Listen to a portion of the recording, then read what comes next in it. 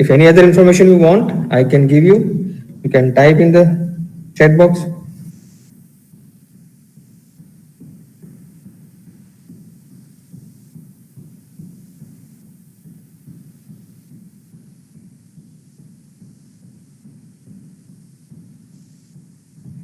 Anyone?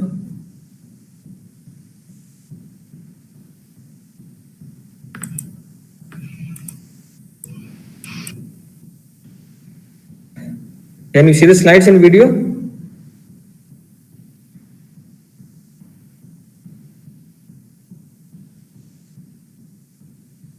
Yes? Maya?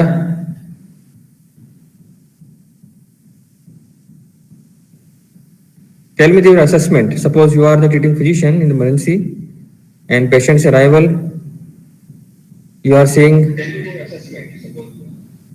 heart rate 261, saturation 97. She is breathing at rate of 76 per minute. Her pulse volume was bonding. She had a CRT of more than 3 seconds. But somehow she was maintaining blood pressure 10/67.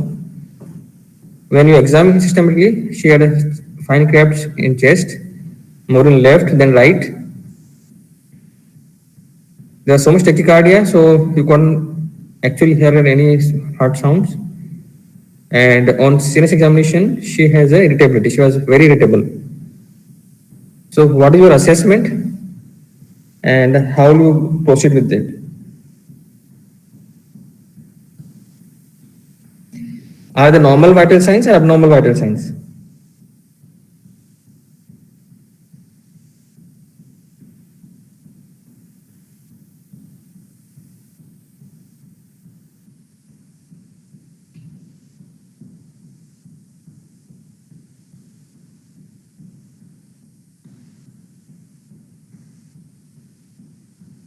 Anybody? Ankit?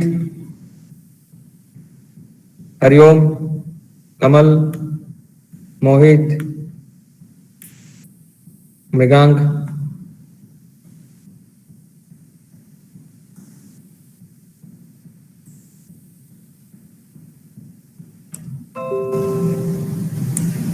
First tell me the vital signs are normal, abnormal?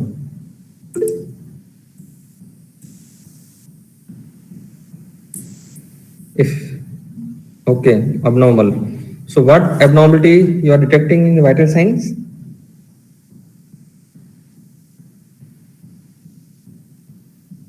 Okay, increased heart rate.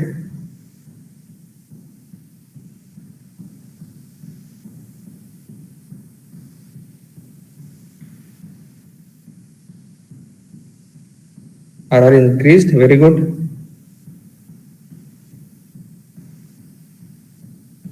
Anything else?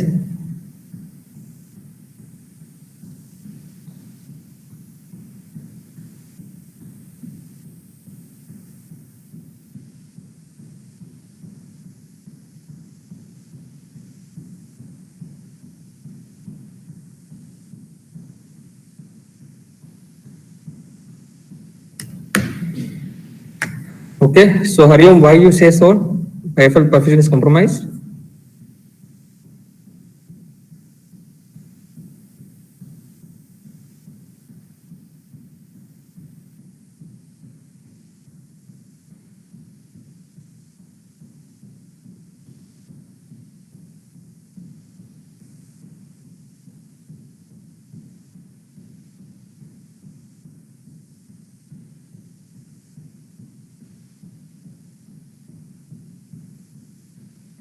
Yes, CRT is increased. So this heart rate is high or very high? So what are the thought process? What are the things comes to your mind when you see such patient? What are the underlying possibilities or deficient diagnosis you will keep for this child?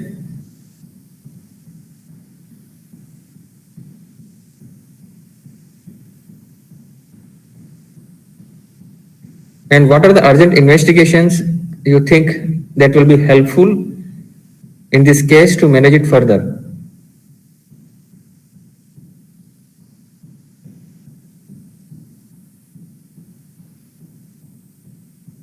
Anybody? Mrigank.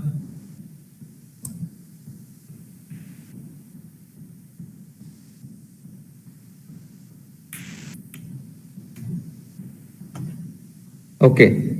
So nobody want to tell anything. So this heart rate is very high. Agree? It's not high. It's very high. This the child was age is 8 year. So what is maximum heart rate you can expect for this age group for 8-year-old child?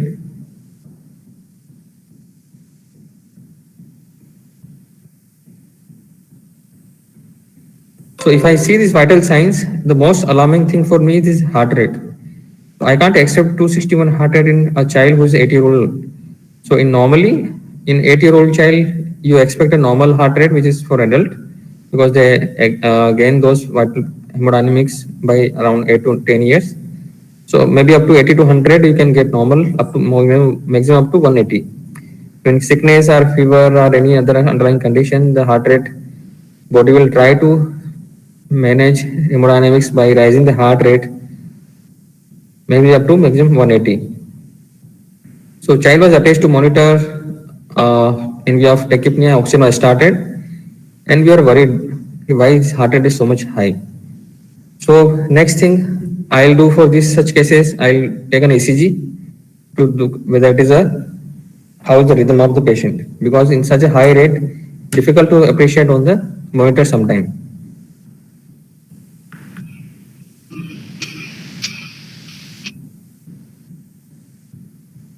So this was the ECG taken immediately, and I would like if anybody can comment on this ECG.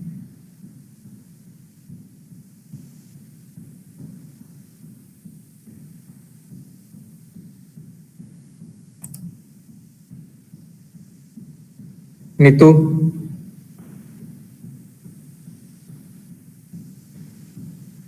Kamal,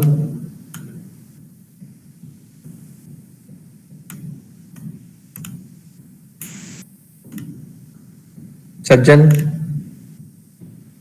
AST depression, anything else? Which leads?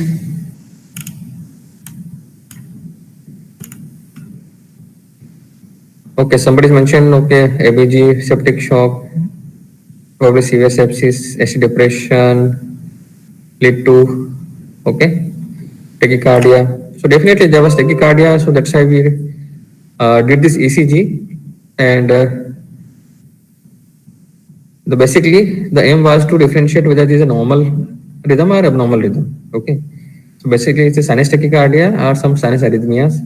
Okay, so we need to focus on the your rhythm lead. There's a lead 2, but due to child was so much irritable and there's so many devices is working around the patient, so sometimes you get some errors in the ECGs like this because of the electronic devices around and movement of the patient. So we can't make out much in the lead 2. So definitely there was, we will look for QRS complex. So I'll take you to the one approach of the patient with the how to approach tachycardia, and then we are going we'll go to this same patient. So when you see such a high heart rate, it could be due to anything in the body. We'll discuss what are the causes. So we should identify and treat underlying cause. Start oxygen, attach cardiac monitor, IVSS we should attach, and we should take 12 DCG. So we did all these things. We maintained the airway. We started oxygen, monitor was attached, IV line was inserted, and a 12 DCG was done, which was shown to you.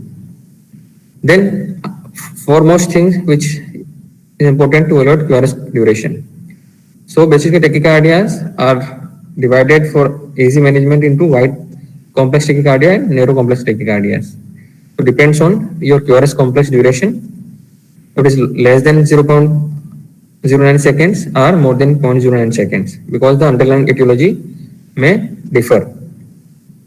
So it mentioned that if it is narrow complex tachycardia, it could be a sinus tachycardia and it could be a probably supraventricular tachycardia. So how to differentiate both? So you can get a history which suggests any fever, shock, something like that, because of which body is trying to compensate these things. PVR usually present.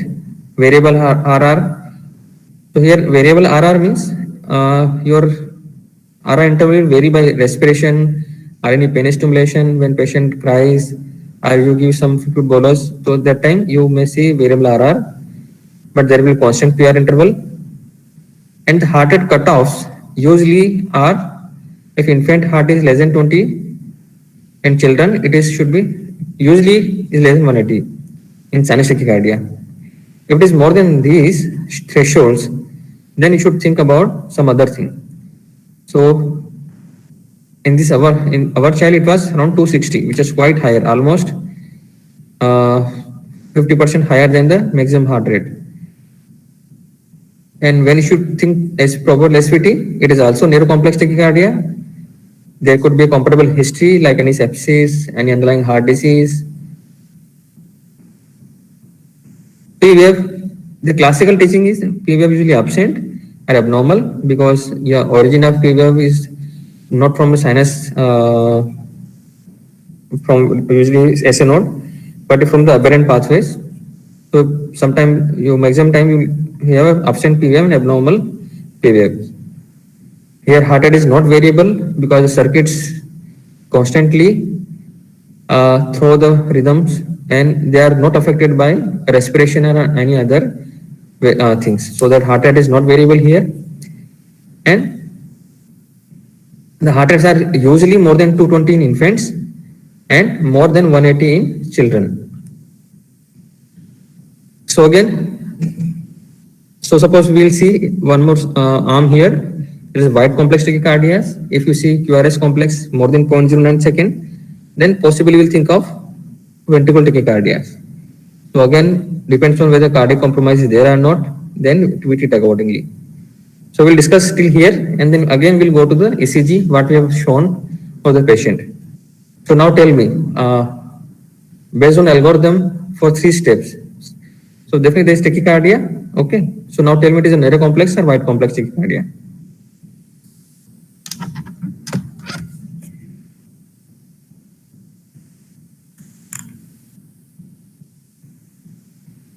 Yes? Narrow complex, very good Payal. So it is less than 0.01 second, you can see. So narrow complex, so we have 2 major differential diagnoses in narrow complex tachycardia, that is sinus tachycardia or supraventricular tachycardia. So Payal, what do you think? Or anybody else? What kind of tachycardia this is, which we have discussed just now? So what are other parameters we have seen? P waves, variability, and the cutoff of the heart rate. So what do you think?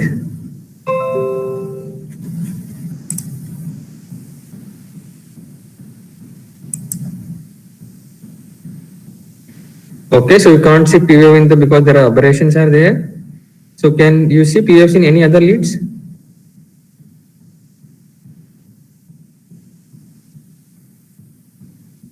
Kamal, Hariom,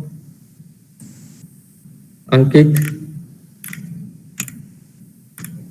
Pyrus, Siddhant.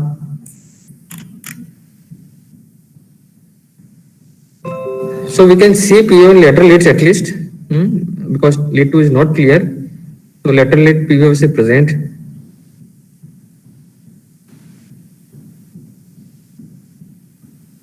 So I'll show it's another. This was a lead 2. You can see in this slide, this is a lead 2 rhythm lead in which you can see P wave here.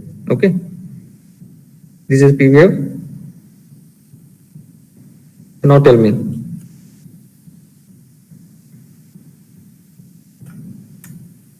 So it is not fitting into the exact criteria what we have seen just now.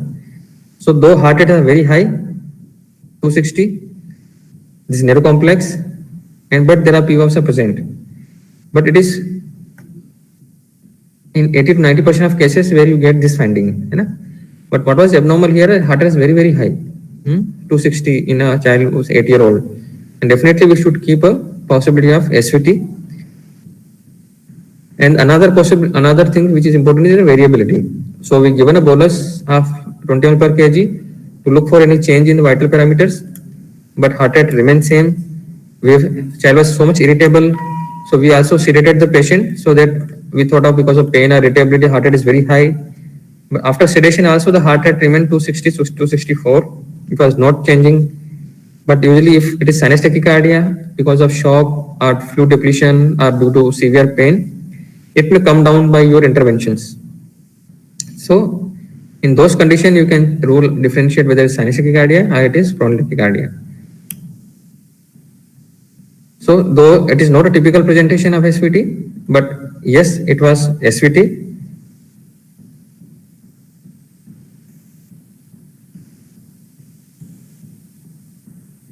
So, we categorize this child as a SVT because it was not responding and there was no variability, and heart rate was also high and there was no variability in this patient. So, how to manage such children? So now you consider your diagnosis as a SVT in this child. So what will you do further? How will you manage such patient? Suppose you come across any child who is having SVT.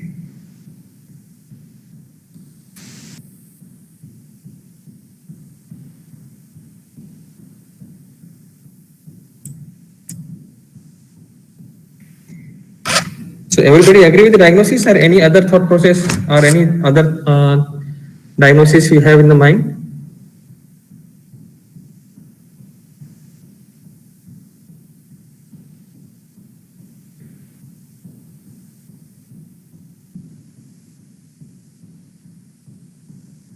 Yes.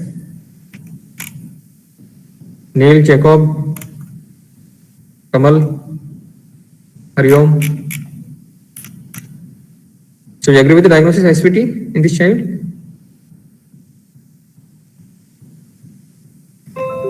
How will you manage?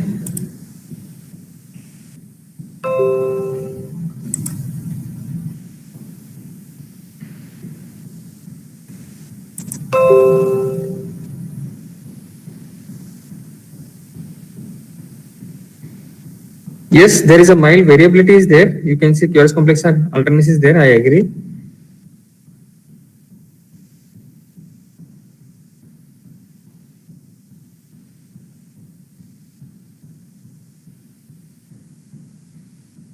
So why do you say Hariom? PO is abnormal in the rhythm lead? This is a rhythm lead here.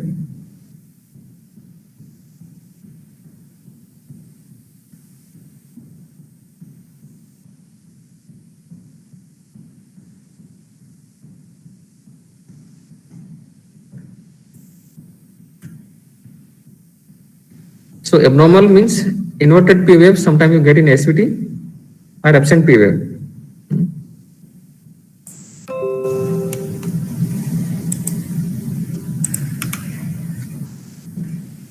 So when you make a diagnosis SVT, so next management depends on the patient condition. If the patient is hemorrhagic stable or unstable. Unstable means there is a cardiovascular compromise in the form of shock, severe hypertension, severe sign of shock are present. Then you have different management. And if patient is stable, otherwise blood pressure is maintaining, your other dynamics are maintaining, then you have a different approach. And till the time you arrange everything for management, there are few maneuvers, that is vagal maneuvers, which can also sometimes revert your rhythms because of activation of your vagal stimulation. So meantime, when you arrange your machines, your medications for management, so can you name some vagal maneuvers which can be used for abolition of SVT in a stable child?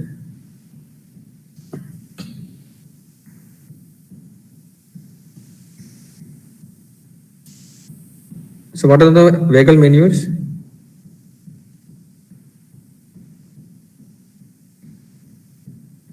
Okay, carotid massage. Anything else?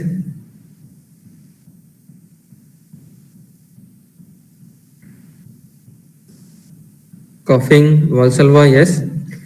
So if we just talk about vagal maneuvers, yes, carotid massage, Valsalva, active coughing, pressing cold eyes or eyes and face. So these are the common vagal maneuvers which can be used, but carotid massage is not preferred because there is already compromise in circulation. and pressing both will create simultaneously with compromise, so it is not recommended in case of SVT. A patient is conscious enough to do Valsalva and big enough to understand your commands in pediatric age group, you can ask him to perform a Valsalva or active cough, and patient is unable to do so, you can put called ice packs or face, not on the eyes, but on the facial part. So it will also stimulate vagal nerves and it can sometimes revert your SVT. If done so and still SVT is persisting, then depends on your hemodynamic status. If patient is having maintaining blood pressures, pulse volume is present, then you can go with the medications. So that is a IV adenosine. So adenosine is a drug of choice for reversing SVT in a hemodynamic unstable patient. And if patient is unstable, then you have to do synchronized cardioversion.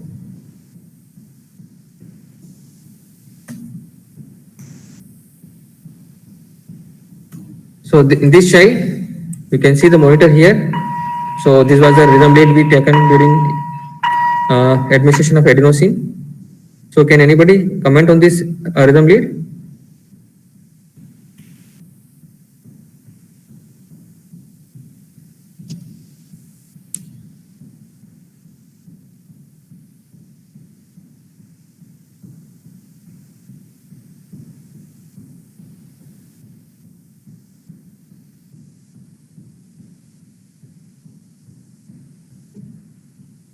Yes. Any comments?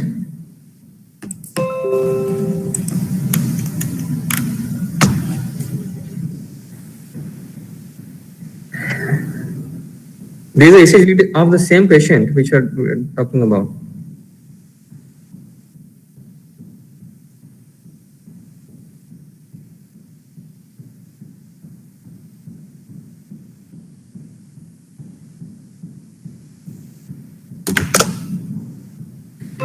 So you can see this part. So yes, heart rate is reduced after some time. So there are two parts you can see. Here you can see the same rhythm which was generating before, heart rate of 260 around 265, and this is the normal rhythm. So this is the period where we infuse the adenosine. So when you are administering adenosine, you can have continuous ECG leads, and so that you can see the effect of whether adenosine is effective or not. So there is some specific procedure for giving adenosine because it's very short lasting. So better to give in veins which is closer to heart. So in usually in children it is preferred to give in a cubital fossa, or if the patient having central line you can give it that, and should be pushed very fast so that it reaches the heart immediately because his half-life is very short, few seconds. So if you're monitoring the ECG, if you're getting these changes, so adenosine cause slight block of the AV for transient blocks, which may revert your rhythm, and if this is SVT and if your dose is correct and if drug is reaching to the heart, then it may convert into the normal rhythm. So this is the effect of adenosine. You can note it down on the printed ECG on continuous rhythm. And suppose if you are not getting this kind of rhythm, it may be possible that your drug is not reaching to the heart. So you can correct your method and again you can retry. Okay. So this child reverted with the first dose of adenosine. There is around 0.1 milligram per kg, and she was around 28 kg old child. So we give her 3 milligram of adenosine with the rapid push method, and she reverted back to the normal rhythm. And you can see on the monitor from 264 to heart rate has become 153 in few seconds. So retrospectively also sometimes if you have confusion, you can give adenosine try in severe tachycardias to confirm it is a SVT or not, because many times it is not very easy to differentiate both.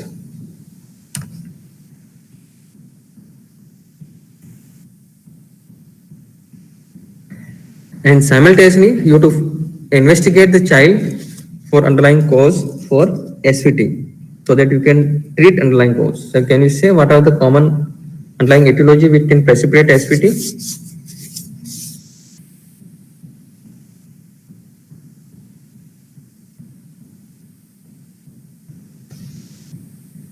So to look for abnormal electrolytes, hypoglycemia, hypothermia, yes, drug induced. So we have to correct those underlying cause to prevent it happening further, and also to rule out underlying any heart defects or any rhythm abnormalities, baseline abnormalities, which make the children prone for SVT.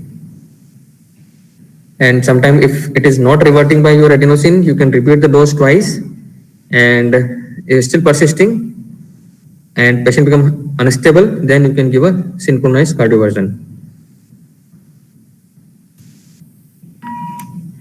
So these are the baseline ECG for this child, which was not showing any other abnormalities.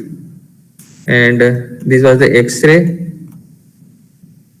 which showed mild cardiomegaly and haziness on the left side more than right, showing evidence of some pulmonary edema because there are bronchoscopic markings which are coming up to more than 2/3 of the X-rays. So this child SVT was corrected, and she also had fluid sign of in dengue critical phase. So we managed accordingly, and child was shifted to ICU after stabilization, and she is still in ICU. Okay, any question regarding SVT? You can ask, then we'll discuss further the case. Any question?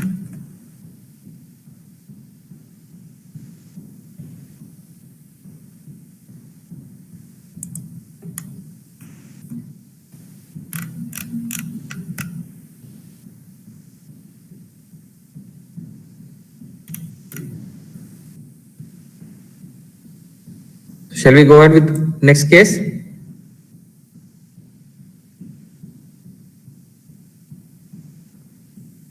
Okay.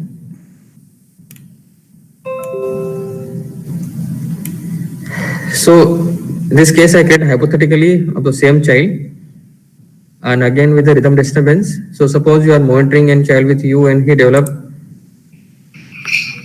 this kind of rhythm.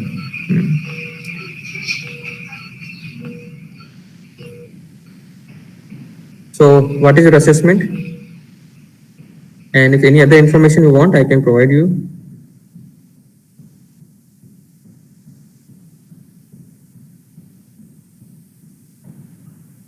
So again, the same question, abnormal or normal vitals?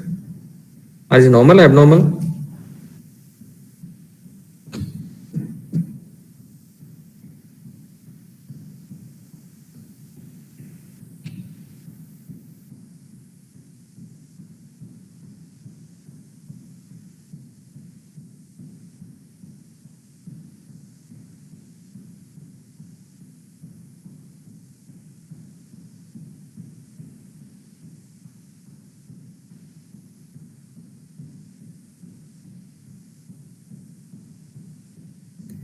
Okay, heart rate is decreased, no heart rate, yes. So how will you term it?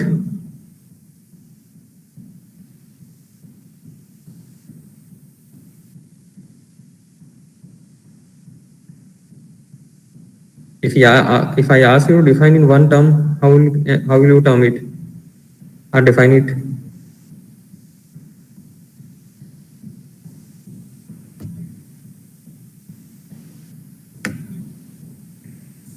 So bradycardia. Okay. So still can so the thought process is good. KBP is falling compared to before. We thought of those, but heart rate is good. Heart rate is on the lower side. She is maintaining saturation. Blood pressure is still normal for her. And if you then what are other things you look for if in such child, and how will you manage this child further? Definitely is a bradycardia. So how do you manage bradycardia in children?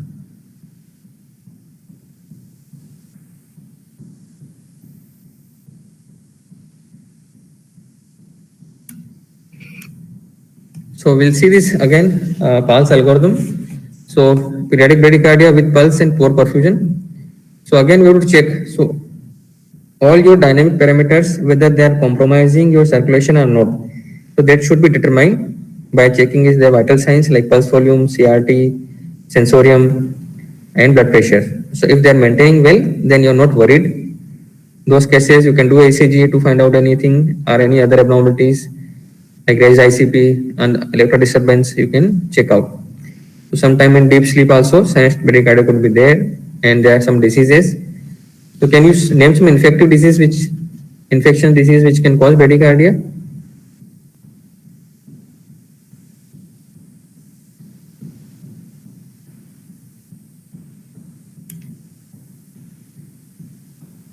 Anyone?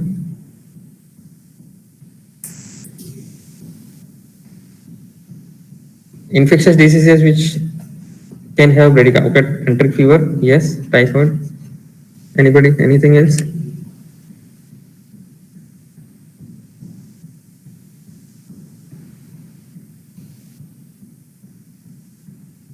So yes, dengue. You know, in this season, we are going to see so many cases of dengue next 1 or 2 months, and this child also has a dengue. So dengue will present with sinus bradycardia, and enteric fever also can have bradycardia. So depends on underlying disease also we should suspect. So the major focus will be on whether having pulse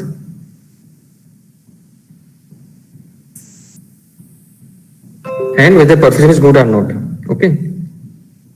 So if pulse and perfusion are good, you not worry about then. You have to find out other causes and try to rectify them. But if there is a pulse is poor or pulse is absent, there is poor perfusion, then you need to take an immediate action. So again, maintain airway, assist breathing is necessary. Supplement oxygen if there is a poor perfusion or poor pulse. You to attach the child to cardiac monitor to identify the rhythm. Monitor blood pressure and oximetry. Attend IV assess so that if needed fluid boluses or any medication, you can give it immediately and attach a 12 DCG if available. But don't delay therapy if there is a compromised perfusion. So if there is a compromised perfusion in the form of poor pulse or not maintaining blood pressure, so definitely it is an emergency. Then you to start CPR. Okay. So it is very important to highlight that all children with bradycardia doesn't need CPR. Okay. Only when your bradycardia is compromising your cardiovascular status in the form of poor pulse or poor circulation, then only you go about CPR. Okay. Otherwise, child is healthy, he is looking around, playing, talking to you, have bradycardia, heart rate sometimes 45, 50, but maintaining his cardiovascular status normally, so he doesn't need a CPR. Okay.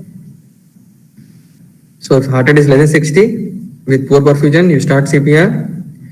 If bradycardia persists, then again you can support ABC, give oxygen, and required as per you can give medications like epinephrine, atropine. If you suspect there is a increased vagal tone or AV block, or pacing can be also considered in frequency. So after your CPR, patient can improve or patient can go into pulseless arrest. So you have to follow the pulseless arrest developed CPR algorithm again for the same patient. So epinephrine can be given, atropine depends on the underlying cause. So what will you do in this patient? So again we come to our primary case. So suppose she developed heart rate of 50, saturation 93, blood pressure of 94/60.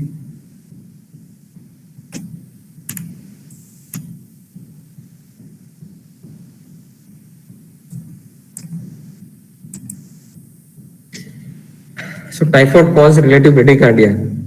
So yes, it means that if even this severe heart rate in lower side, it can also lead to bradycardia also.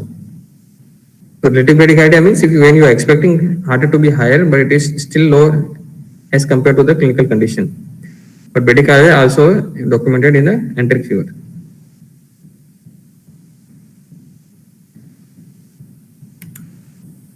So how will you manage this child? We are coming to our case after learning the algorithm for bradycardia in children. So will you start CPR for this child? Inotropes, yes. So why Kamal? Why you want to start inotrope in this child? Or CPR in this child?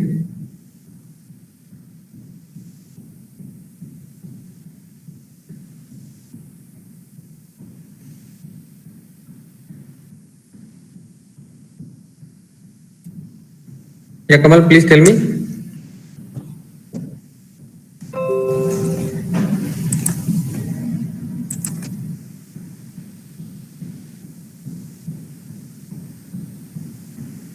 Why you want to start CPR in this child? You seen the algorithm? This algorithm I'm showing again just for your reference. So see the with pulse and poor perfusion. Again, you see if there is a cardiopulmonary compromise continues in the form of hypertension, acutely under mental status, and signs of shock. So other you have to ask me the other signs. Pulse volume is good here. CRT is less than 3 seconds. She is maintaining blood pressure. 94/60 it is good enough for 80-year-old child. Any blood pressure more than 90 in child more than 10 years, good, normal only. So there is only heart rate is low. For hypoxia, 93, there could be some other cause like he is having fluid overload. X-ray also showing left side hyperinfiltrate and increased fluid overload sign in the X-ray. So we will observe and try to look into other causes. So this candidate is not for CPR at present with these vital signs. If there are good pulse, BP is maintaining. So to rule out other cause like child is irritable, so it may be raised ICP sometime.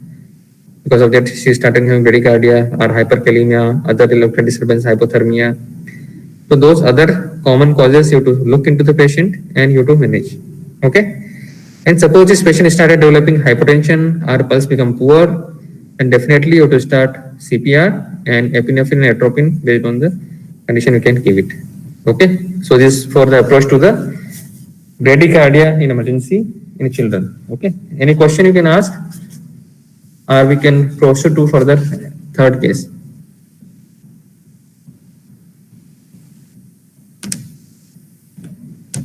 Shall I move to the next case?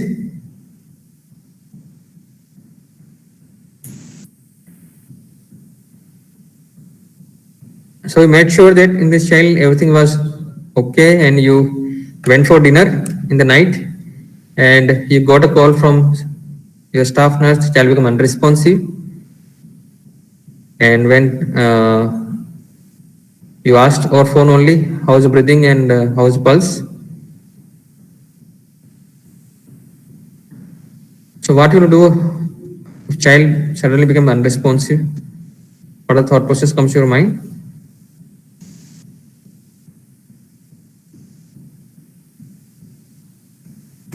Yes.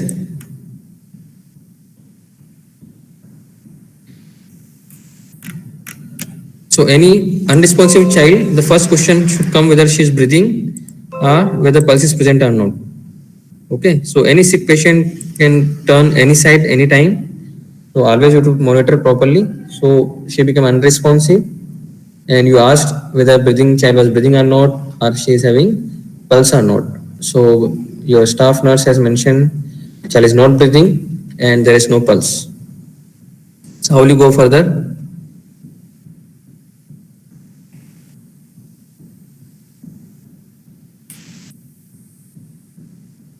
So how do you define this clinical condition, and how will you manage the child? Okay, so as child went into cardiac respiratory arrest,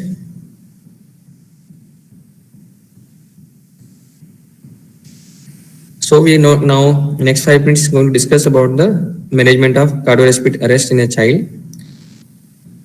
So this is algorithm by pediatric advanced life support for doing CPR in a child. So again, any child if you are treating or managing going to become unresponsive when there is no heart rate, there is no pulse. So first thing you call for help. When you are alone, you can call for your seniors. Because more manpower is required. So and you ask for your other supporting staff to come and help you. So first thing is to call for help and activate emergency response. Then you start CPR. Meantime, you ask one of the staff to attach the leads, start oxygen, and attach monitor and bring the defibrillator. So what are the guidelines of doing CPR in a child? Can anybody tell me what is the compression rate?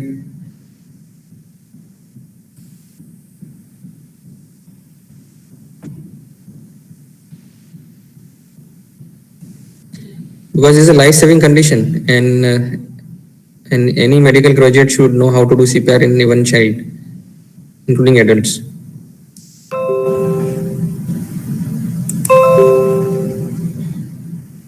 So how much compressions, how much breathing? So 120 per minute. Okay, so this is minimum heart rate or compression you should do, at least 100, maximum up to 120. So what is the compression and ventilation ratio? I mean to ask, because you in CPR you will be doing chest compression and one will be doing ambling to give breathing. 4:1. Anybody else? 15:2. Yes. So the universal compression ratio is 30:2.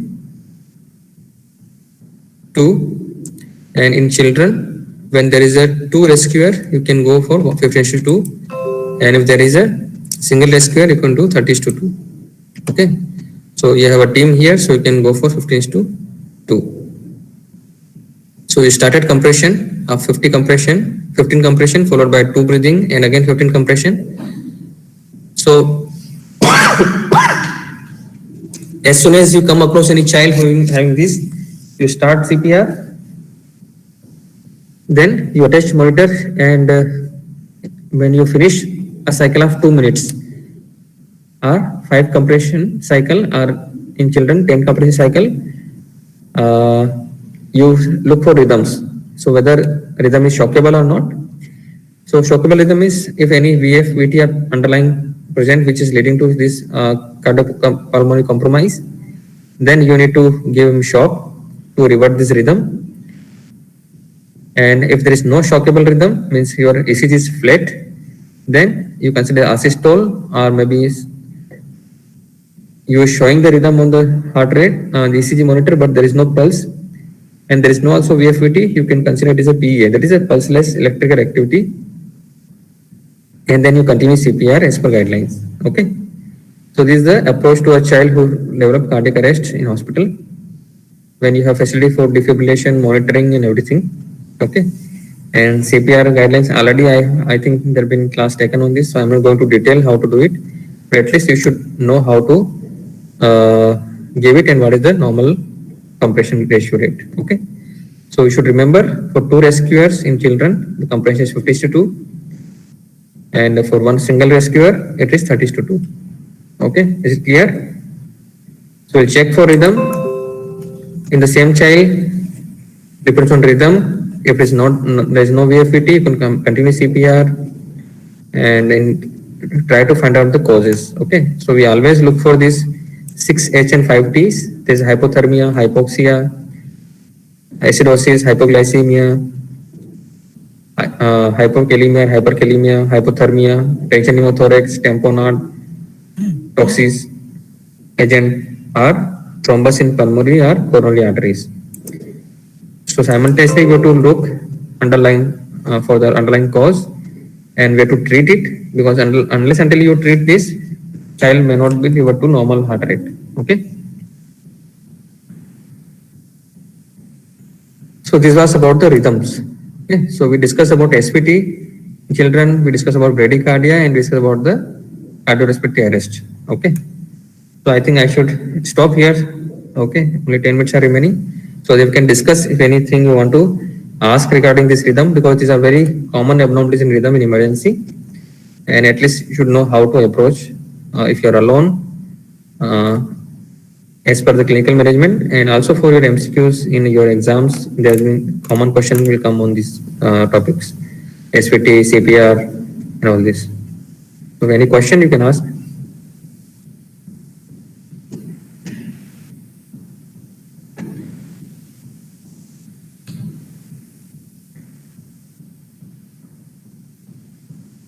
Any clarification or any management part your doubt are not able to understand, I can clear them here.